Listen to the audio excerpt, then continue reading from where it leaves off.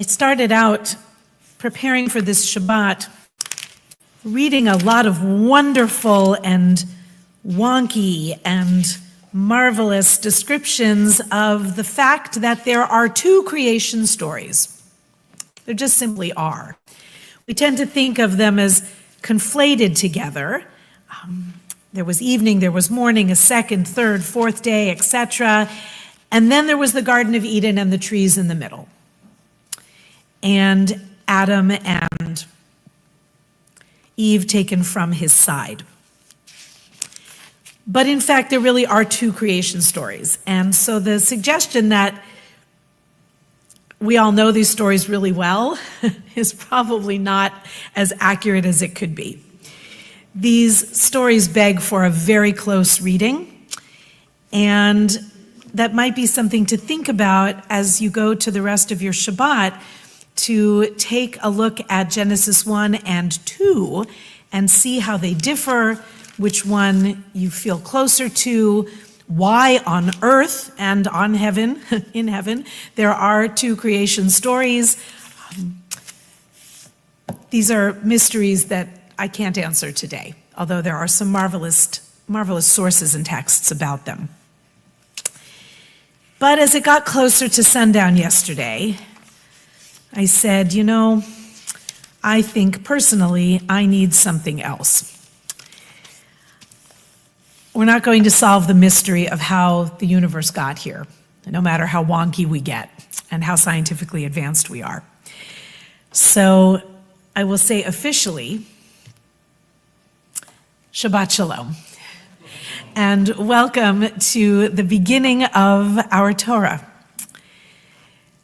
It's such a hopeful ritual that we do, to roll the Torah back to the beginning and to see again how the ancients conceived of the universe coming into being. We begin with the most transcendent story of all, a God seemingly alone, creating the universe not through violence and cosmic war, as in so many other traditions, but with simply the word. God spoke, and the universe came into being. Baruch she'amar v'haya ha'olam. Baruch hu. Blessed is the one who spoke, and look at what was created. The Midrash imagines a great debate between God and the angels. They argue that the universe and human beings should not be created. But in the end, the will to create wins. And this beautiful universe comes into being. It is possible, and we know from the greatest scientists of our time, that it's very likely perhaps that there were multiple universes that were created before this one, and that maybe multiple ones exist side by side. But as cosmic and as huge and transcendent as the beginning of the Torah is, what stays with me year after year and more pressing with each passing day and hour is the end of Parashat Bereshit. How I love the stories of Adam and Eve and the garden and the snake and Cain and Abel. But at the very end of Bereshit, when things have already started to go a little off the rails, God looked and saw how great was man's wickedness on earth, and how every plan devised by his mind was nothing but evil all the time. And God regretted that he had made man on earth, and his heart was sad. God said, I will blot out from the earth the men whom I created, men together with beasts, creeping things, and birds of the sky. For I regret that I made them. But Noah found favor with Adonai. My beloved Rabbi Mordechai Finley, with whom I do not agree on everything, averred that these verses here, most especially Genesis 6, 5, and 6, were perhaps the most crucial verses in the entire Torah. Much argument has been made over which is the most important verse in the Torah. You know that Rabbi Hillel said that it was, what is hateful to you, do not do to another person, a slight reworking of love your neighbor as yourself, the center verse of the Torah. We were reminded the other evening over at Am Tikva that in a great discussion from the early rabbinic period, Ben Azai said the most important verse actually was, these are the generations of Adam, Ele Toldot Adam, to remind us, as does Genesis, that we all come from the same source. And that's why the Torah begins as it does, not with the story of the Jewish people in Egypt, but with the story of all creation, to remind us that we are tiny, we are enormous, and we come from one seed, one idea. But Rabbi Finley, bless him, says no. This is to remind us that God regretted that he had made man on earth, and his heart was sad. We are told at the beginning of Genesis that we are made in the image of God. And so that when we perhaps have a moment of deep sadness for how things are on this earth, we are in that moment quite godlike. The Torah gives us permission to be sad, to look and see how there is so much pain and suffering and evil inflicted upon each of us so often, far too often, by other people who make terrible choices, who take their God-given beautiful life and devote it to nothing but destruction and hatred. I know we come in here on Shabbat to get away from everything a little bit. And so for that reason, it's so important that the story doesn't fully end there, and that when the great Masoretic text dividers decided where to end the first portion of the Torah, they didn't end it with God's regret, sadness, and decision to wipe everything out. On purpose, they kept that final verse there. Noah, a man whose name gives a sense of comfort, gentleness, rest, respite. Noah, Matza chen be'enei Adonai, found grace in the eyes of God. The Parsha ends on a note of grace, a note of goodness. If God could find one good person to decide it actually is worth it, then we are most godlike when we do the same. Yesterday, I took a brief outing with two extremely precious people in my life, one of whom especially has reason to feel extremely disappointed and displeased with the world. And as we walked a few blocks in the Richmond district yesterday, I dare say that the tone of the conversation was that we were regretting that the earth had been made because so much sadness is in it, and we were sad. But we sat down in a small cafe, and the first thing that happened was that two young, beautiful women offered us their table. When we didn't need their table, they offered us a chair. They were at that point taking up a little extra space, but as the cafe filled, that offer of the chair, which we did need, was much appreciated.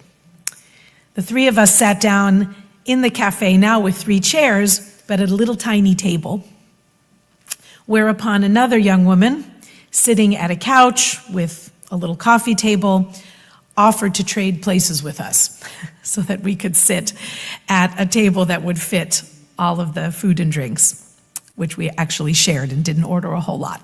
Everyone was just snacking. So we thanked her profoundly and said no, she could and should certainly stay where she was. We sat for a little while longer, saw other people sharing tables, sharing smiles, And then a beautiful couple came in with the most delicious baby, with the biggest eyes and the biggest smile, at 9.5 months, already running about the cafe, practically, and just bringing sunshine wherever little Bodhi went. His parents were beautiful, kind, owners of a yoga studio here in the Sunset, and just exuded goodness and grace. My friend, who really is having a hard time, who was feeling so sad, was so moved by the just kindness and goodness of the few people that were right around us. His and our spirits were lifted, and we felt fortified to continue on. These are such small gestures. It didn't cost anybody anything.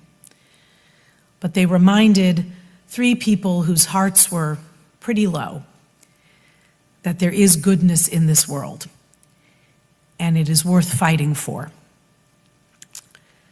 We are all each very tiny, and we are up against some very dark forces. There are those today who have the courage and the opportunity to speak out against some very frightening things. It is tohu vavohu, chaos and confusion. The state of the early universe before there was some order, before there was light. I dare say that many of us feel we are awash in chaos and confusion right now. But small gestures can encourage beautiful people with broken hearts to pick themselves up and go on for another day. It is not for nothing that we read these great stories, and it's essential that we read even the difficult parts, because they have so much to teach us about the way the ancients saw the world, how quickly they saw that it had devolved into panic and confusion, and how unfortunately so many human beings choose the path of destruction, disinformation, and gleeful infliction of pain on others. To see the joy in the families of the hostages, now the survivors, to hear their cries of joy, to listen to their songs of gratitude, to know how much they are holding all at once, is so humbling. How can we not go on when there is still goodness in the world? So this is our task today, to not just sit in the transcendent, to not just wish to go up to a mountaintop or soar into the heavens and leave the earth behind, but to keep coming back unto the earth, dark and sad as it is, and honor the gift of being created in the divine image by spreading goodness and light wherever we can. These great stories that we began again today tell us what really matters. And because I will admit, as our member and friend Howard Simon called me about a year ago, he said, "Rabbi Shana, I didn't realize you were a nerd," when I referred to some beloved stories that are most precious in the, quote, nerd community. I'm more than happy to wear that title proudly. My father, as a child, begged me to read the stories of The Hobbit and The Lord of the Rings. Oh, I wouldn't do it. I resisted.